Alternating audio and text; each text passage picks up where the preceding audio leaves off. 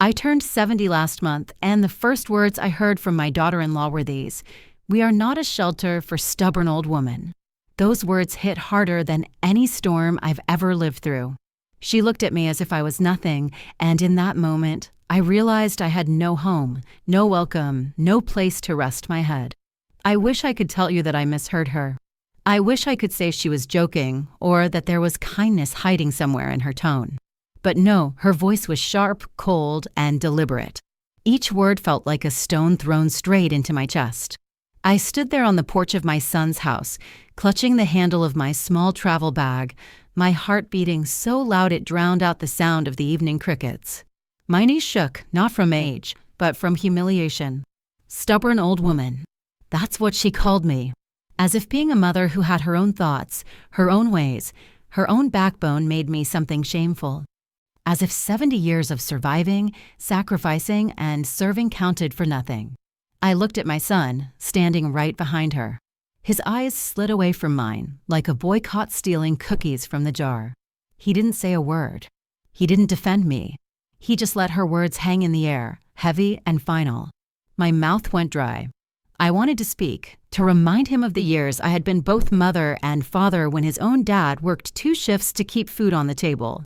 I wanted to remind him how I sold my wedding jewelry to help him through college, how I babysat his children when his wife went back to work, how I loaned them money when they bought this fairy house. But my voice failed me. The words never came out. Instead, I felt my face grow hot, my throat tight, and my eyes sting. She crossed her arms, blocking the doorway as though I were a stranger. "It's not personal," she added, though the curl of her lip told me it was very personal. "We just don't want conflict. We need peace in this house, and your ways, they don't fit here." Peace. She said peace. As if my presence, my very existence, was a disturbance. As if 70 years of wisdom, of patience, of holding this family together could be dismissed as an inconvenience. I noticed how she looked me up and down. My faded sweater, the one I'd worn for years, suddenly felt shabby compared to her silk blouse. My practical shoes, the ones that had walked me through long days of labor and long nights of worry, looked out of place on her polished porch. Her judgment wasn't only in her words, it was in her eyes, in her smirk, in the way she tilted her head like she was swatting away a fly. And my son? He just stood there, silent, letting his wife treat me like an uninvited guest instead of the mother who raised him. I gripped my bag tighter. Inside were only a few clothes, a bottle of my medicine, and a small photo album with pictures of my late husband. I had packed it with the thought that maybe, just maybe, I could stay a little longer with them.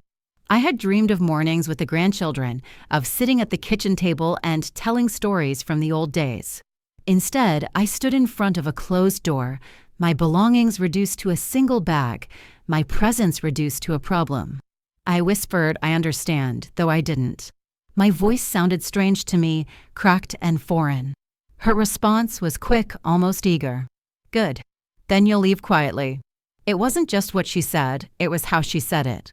Like she was closing a business deal, efficient and final. No warmth. No hesitation. Just a cold dismissal. My son shifted on his feet, still unable to meet my eyes. I wanted him to step forward, to say, "Mom, wait. Don't listen to her. You belong here." But the words never came. His silence hurt more than anything his wife could say. I stepped back, feeling the chill of the night air against my skin. The porch light above me buzzed faintly, casting a harsh yellow glow that made me feel exposed, like I was on display. I thought of the neighbors who might be watching from their windows. Would they see me as a pitiful old woman, turned away from her own family's home? My heart sank lower with every second. I wasn't just losing a roof over my head, I was losing dignity, respect, love. I was losing the illusion that family meant loyalty.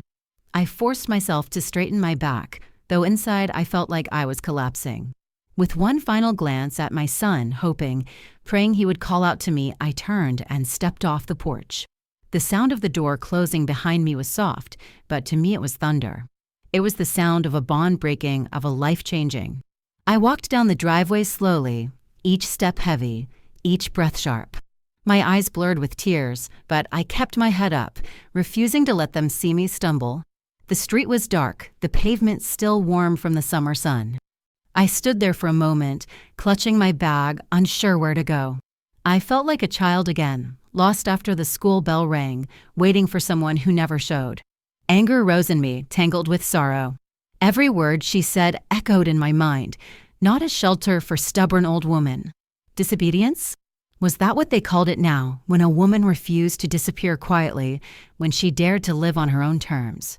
I thought of the countless meals I had cooked for them, the hours I had spent rocking their children to sleep, the bills I had quietly covered so they could keep their credit clean. And still, my reward was rejection. I bit my lip, tasting the salt of my own tears. I wanted to scream, to pound on the door, to demand recognition for everything I had given. But pride held me back. If they couldn't see my worth by now, no begging or pleading would change it. So I walked. Past the mailbox I had once filled with birthday cards for my grandchildren. Past the garden I had helped plant in the spring, now blooming without me. Past the windows that glowed with warm light while I stood outside in the cold. Each step away from that house was a step into loneliness. But it was also a step away from humiliation. I didn't know then where I would end up. A hotel, maybe. A friend's spare couch. Or just a quiet bench by the park until morning came. All I knew was that the home I thought I had was gone, taken from me not by strangers, but by the people I had given my life to. And as I disappeared into the night, their words still burned in my chest. Words that would change me forever. I didn't go far that night.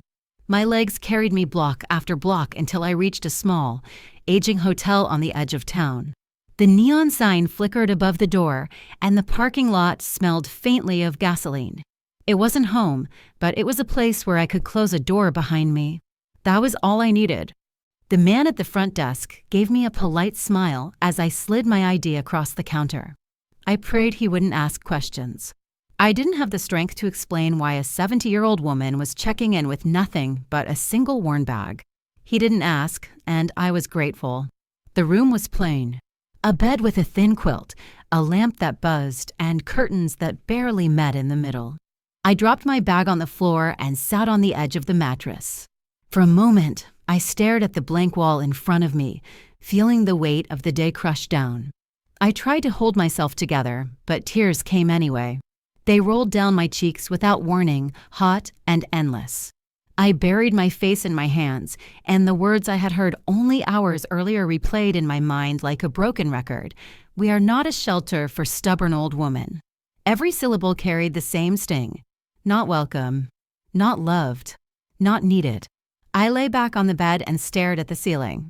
That's when the memories started rushing in, one after another, refusing to let me rest. I remembered the years when my grandchildren were small.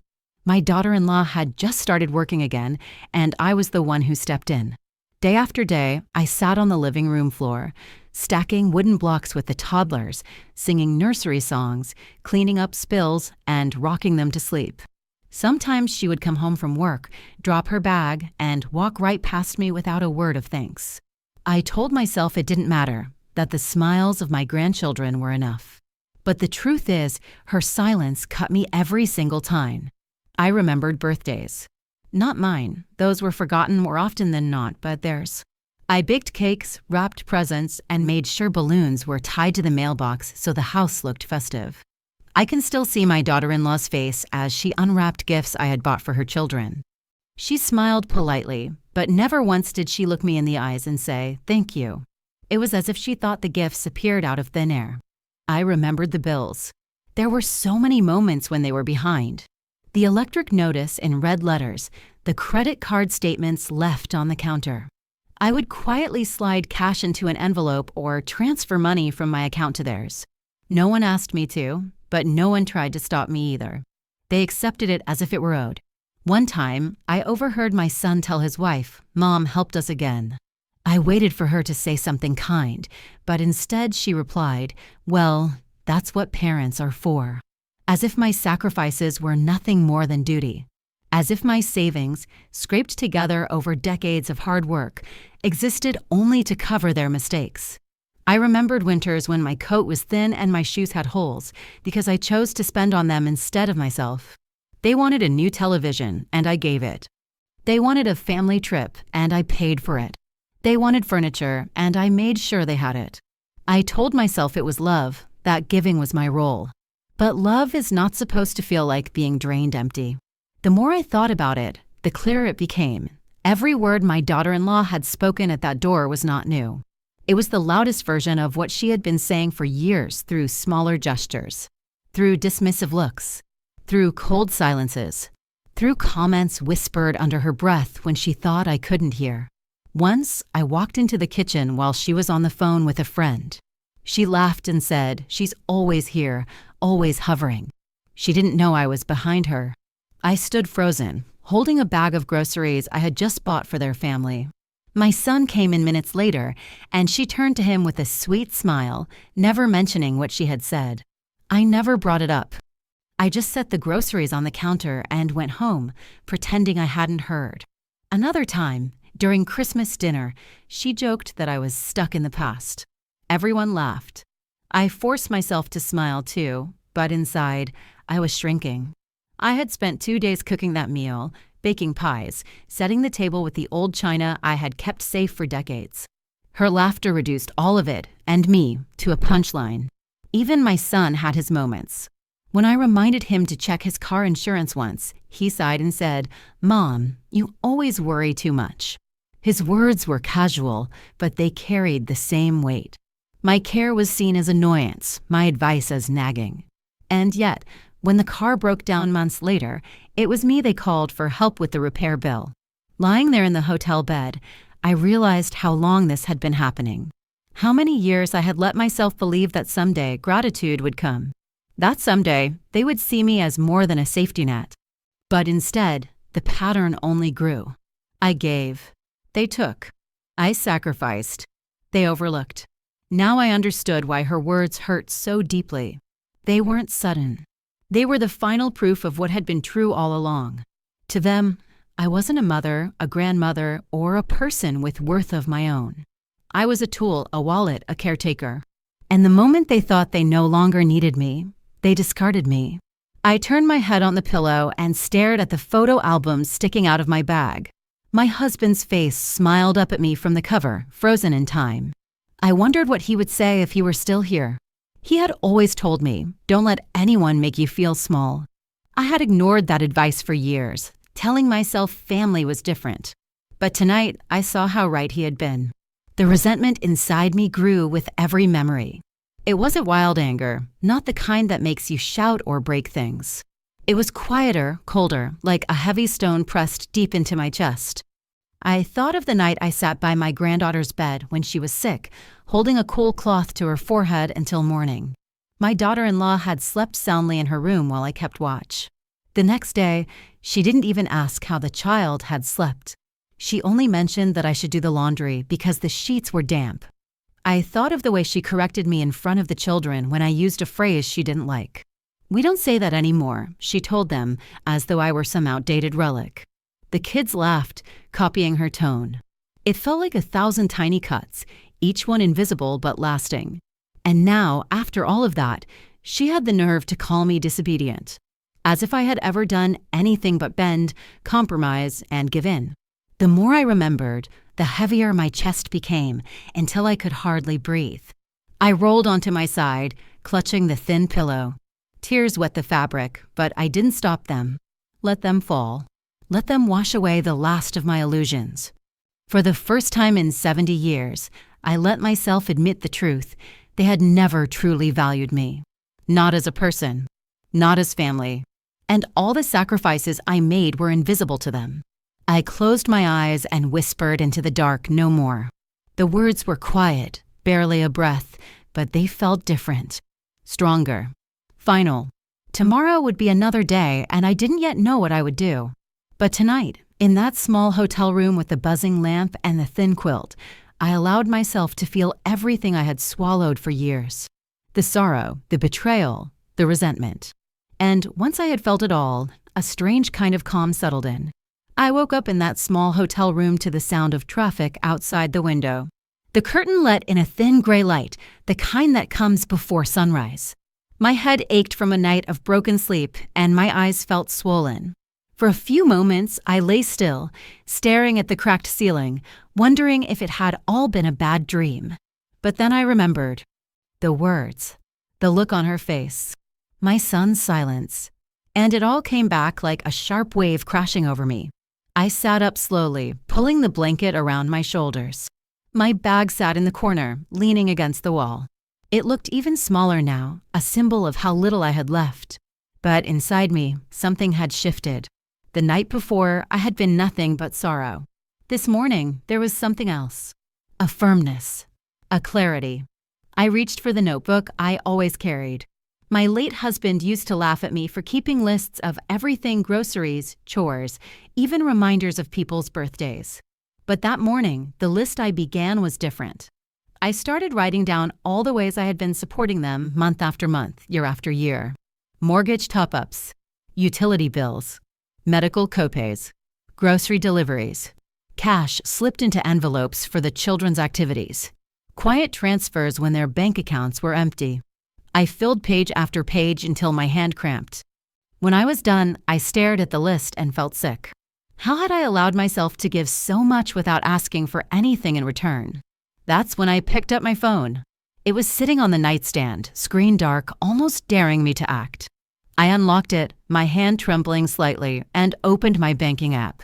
For years, I had handled every emergency from this tiny screen, sending money at midnight, paying bills before they could be late, covering debts they never even admitted out loud. The screen lit up with numbers, balances, and a long trail of scheduled payments. My thumb hovered over the first one, hesitating. A part of me wavered. This was my family. My son, my daughter-in-law, my grandchildren. Could I really take this step? Could I really cut the cord that had kept them afloat all these years? Then I remembered the porch, the sting of her words, the way my son had looked away as if I were a stranger. And suddenly, I was 17 again. I saw my father's face, stern and cold, telling me to leave his house because I had spoken up when I shouldn't have. He had called me disobedient too. I remembered walking down the same kind of dark street with one small suitcase, fighting tears. Back then, I swore no one would ever make me feel that powerless again. Yet here I was, 70 years old, reliving the same rejection. That realization hit me like a bolt of lightning. I pressed down with my thumb. Click. Mortgage assistance canceled. Click. Automatic payment for utilities deleted. Click. Car loan transfer gone. Each action was like cutting another invisible chain. At first, I felt guilty, even shaky. But with every canceled payment, something inside me grew lighter. My breathing slowed. My chest loosened. When the last scheduled transfer was gone, I sat frozen, staring at the quiet screen. The power of it stunned me. For the first time in decades, my money, my hard-earned savings, belonged only to me. A sob escaped my throat, but it wasn't from grief this time. It was release. I had lived for everyone else for so long that I didn't even know what freedom felt like. Now, sitting in a cheap hotel room with nothing but my phone in my hand, I had finally chosen myself. I set the phone down on the bedspread and pulled my notebook close again. On a new page, I wrote a different kind of list. A list of dreams. A small house by the sea. A rocking chair on the porch. A garden filled with flowers I could tend at my own pace. For once, the list wasn't about their needs. It was about mine. But the resentment was still there, sharp and raw. I thought of the way my daughter-in-law once told the kids, Grandma worries too much, and how they laughed along with her. I thought of the way my son dismissed my advice with a sigh, only to come running when the bills piled up. Each memory fueled my resolve. I could have marched back to that house and yelled.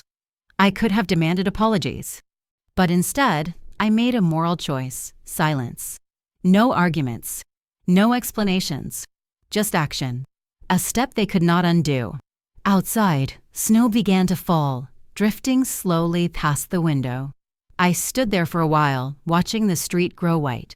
For years, I had dreaded winter, knowing it meant extra expenses I would quietly cover for them. But tonight, the snow looked different. Clean. New. I whispered to myself, no more. And for the first time in my life, I believed it. The first phone call came at 6 in the morning. My ringtone cut through the quiet of the hotel room, sharp and jarring. I didn't even have to look at the screen to know who it was. Only my son called that early, and only when he needed something. I let it ring. A minute later, it rang again. This time I looked. His name flashed across the screen, bold and insistent. My finger hovered over the button, but I didn't answer. For the first time in years, I didn't rush to pick up. I just watched the call go to voicemail, my chest heavy but steady. When the third call came, I turned the phone face down on the nightstand. I wasn't ready to hear his voice. Not yet. By 7, the text started. Short, frantic messages. Mom, the mortgage payment didn't go through. Did you change something? Call me. We need to talk. This is serious. Answer me. I stared at the screen until the words blurred. All those years, he had rarely texted just to check on me. He never sent messages to ask how I was feeling or if I needed anything.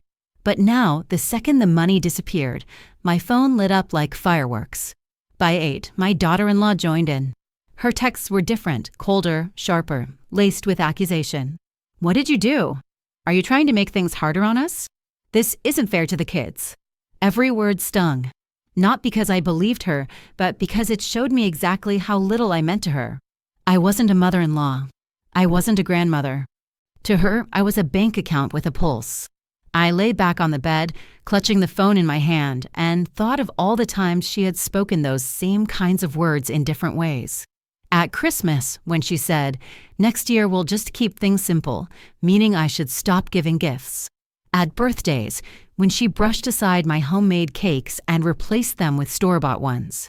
At Sunday dinners, when she sighed at my stories and said, "We've heard that before." Every dismissal had been a small wound, and now they all bled together. The phone buzzed again. Another call. This time it was my daughter, her name glowing on the screen. My heart squeezed. She was softer than the others, but still used to leaning on me. I answered, my voice barely above a whisper. "Mom?" Her voice cracked, already on the edge of tears. "Did you stop the payments? The utilities didn't go through. They're threatening to shut the power off." I closed my eyes. For a moment, I wanted to give in, to say it was a mistake, to fix everything like I always did. But then I remembered the hotel room I was sitting in, the bag on the floor, the porch where they had told me I wasn't welcome. "Yes," I said, my voice steady. I stopped them. Silence. A sharp inhale. Then, "Why? You know we count on you. How could you do this now?" Her words hit me harder than I expected. How could I do this?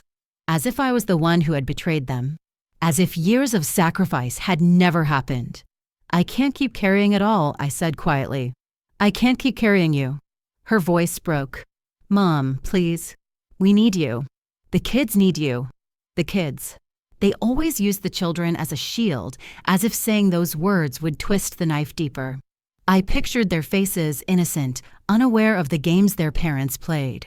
My chest ached, but I held my ground. "I love them," I whispered. "But love doesn't mean I have to keep paying for everything." She cried harder, but I couldn't stay on the line. I ended the call and set the phone down, my hands shaking. By noon, all 3 of them had called me dozens of times. My voicemail was full. My text messages scrolled for pages. Some were desperate. Some were angry. "Mom, this isn't like you. You're being selfish. We can't live like this. You're destroying this family." That last one made me laugh, though the sound was bitter. Destroying this family? I thought back to the porch, the way they had looked at me when they told me to leave. They had destroyed it long before I canceled a single payment. I didn't answer. I didn't explain. I let the silence speak for me. That evening, there was a knock at the hotel door. My stomach dropped. I knew it could only be them. I froze, listening.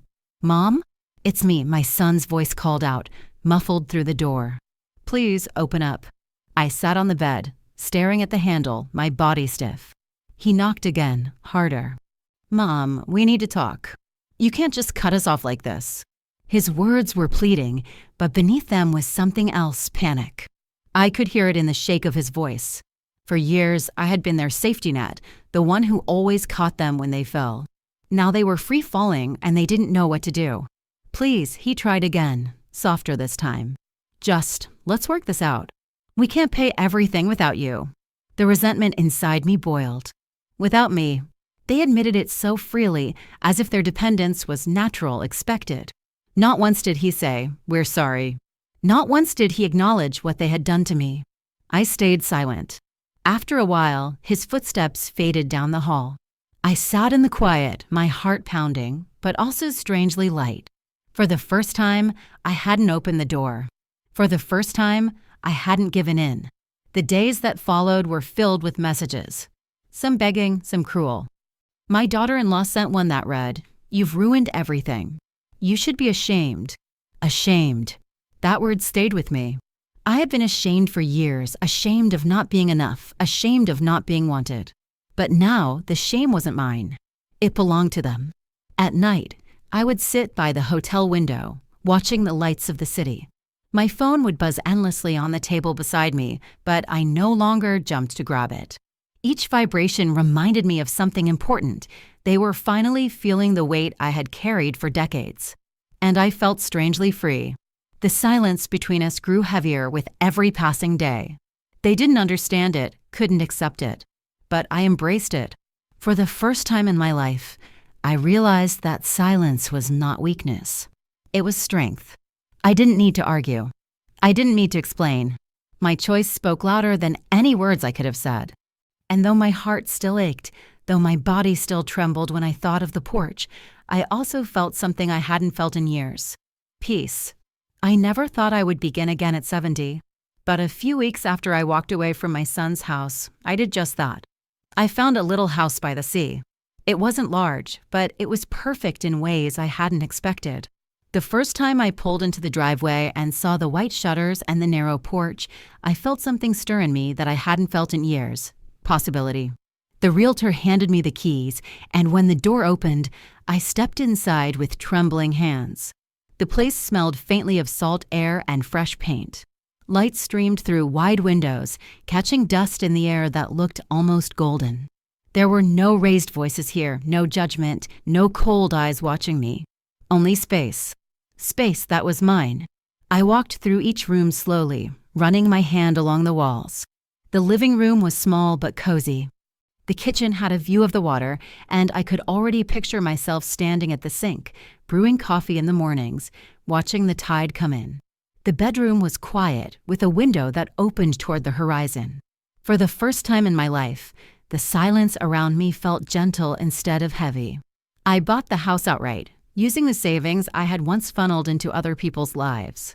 Signing the papers, I felt no guilt, only freedom. Every dollar I spent was mine to spend. It felt almost unreal to choose something for myself, something that wasn't about anyone else's needs. The first morning there, I woke before dawn. The air smelled of salt and pine, and the sound of waves carried through the open window. I wrapped myself in a blanket, carried a cup of coffee out to the porch, and watched the sun rise over the water. My chest swelled as the sky turned from gray to orange to gold. It was a new beginning, and I was finally awake to it. Days began to take on a new rhythm. I planted flowers by the front steps, bright marigolds and soft lavender. I bought a rocking chair for the porch, and in the evenings, I sat there listening to the sound of gulls overhead and the water breaking against the shore. I started baking again, not because anyone expected me to, but because I enjoyed it. The smell of fresh bread filled the kitchen, and I ate it warm from the oven, smiling to myself.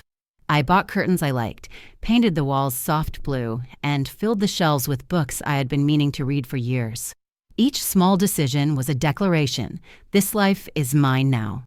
Sometimes, as I walked through the rooms, I thought about how different it felt from that night on the porch when I had been told I was not welcome. Back then, I had stood with a single bag in my hand, feeling like a burden. Here, in this little house by the sea, I was not a burden. I was the owner of my own peace. I didn't hear much from my son and his wife after the first wave of calls and messages. Their silence spoke volumes. I knew they were struggling without my help, but I also knew it was no longer my responsibility. Their comfort had once come at the expense of my dignity, and I refused to live that way again. Instead, I poured myself into small joys. I bought a set of watercolor paints and tried my hand at capturing the view from the porch.